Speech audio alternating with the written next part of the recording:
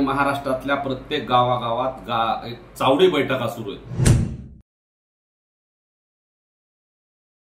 एक घर एक गाडी ही संकल्पना राबवून कुणाकडे टू व्हीलर आहे, कुणाकडे फोर व्हीलर आहे, कुणाकडे रिक्षा आहे, कुणाकडे टेम्पो आहे, कुणाकडे ट्रक आहे, कुणाकडे आणखीन काही वाहन आहे। जे जे वाहन आहे ते प्रत्येक घरातलं एक वाहन मुंबईला निघणार आहे आणि वरून जरी वातावरण दिसत नसलं तरी ही सुप्त लाट आहे मराठी। गेल्या वेळेस मुंबईला गेलो त्याच्यापेक्षा कितीतरी पटीने जास्त गाड्या आणि माणसं मुंबईला येणार आहेत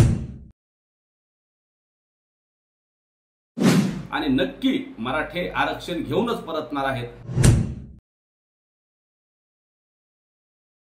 प्रत्येक माणूस योगदान देण्यासाठी सक्रिय आहे।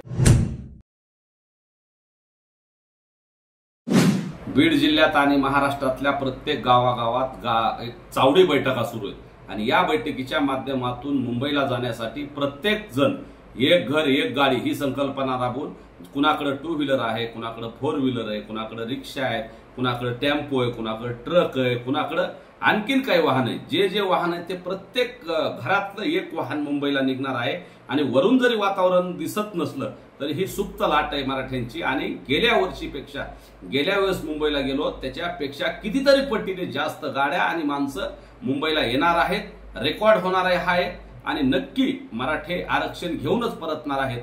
27 तारखेला सगळेजण आंतरवली येथून मुंबईच्या दिशेने निघणार आहेत। शिवनेरीला एक मुक्काम असणार आहे। त्यानंतर 28ला आझाद मैदानावर मुक्काम करून सकाळी उठून पाटील आंदोलनाला बसणार आहेत आणि याची तयारी गावागावात जोरदारपणे सुरू आहे। महिलांसाठी दादांनी महिलांना येऊ नका म्हणून सांगितले, त्यामुळे राहिलेल्या महिला जर तिथं काही दगाफटका झाला तर महिला इथल्या सर्वपक्षीय राज्यकर्त्यांच्या, आमदार खासदारांच्या, लोकप्रतिनिधींच्या घरावर शांतताप्रिय मार्गाने मोर्चे काढणार आहेत आणि एक चांगल्या पद्धतीने मोठं आंदोलन यावेळेस होणार आहे आणि मनोजदादा आणि मराठा समाज आरक्षण घेतल्याशिवाय मागे हटणार नाही।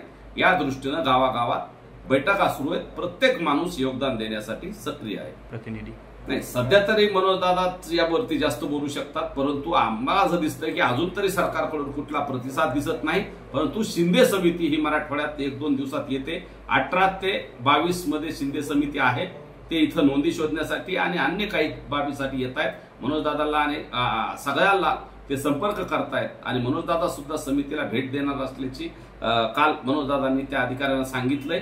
तसं सरकारचा जरी प्रतिसाद नसला तरी अंतर्गत त्यांच्या हालचाली असू शकतात आणि सरकारला यावेळेस आरक्षण द्यावंच लागेल।